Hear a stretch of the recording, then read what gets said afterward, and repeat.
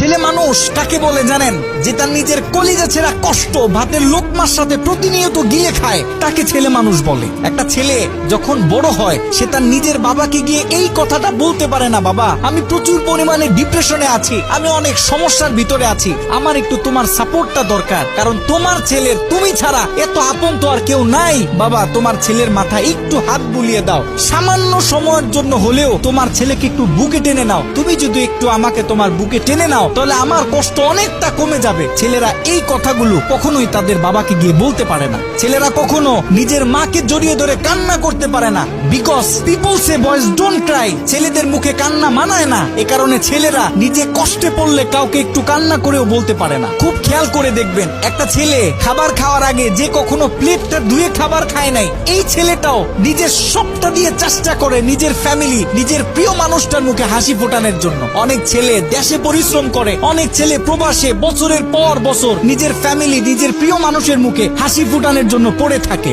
দিন শেষে ছেলেদের মুখে হাসি ফোটানোর মতো কাউকে পাওয়া যায় না। আমি মনে করি boys are the best actor in the world. এই পৃথিবীতে ছেলেরা হচ্ছে সব থেকে বড় অভিনেতা, কারণ ছেলেরা নিজেদের বুকে হাজারো লক্ষ কষ্ট পুঁতে রেখেও মুখে হাসি নিয়ে চলে, কারণ সে জানে আজকে আমি যদি ভেঙে পড়ি তাহলে আমার পুরো ফ্যামিলিটা অস্তিত্বহীন হয়ে যাবে।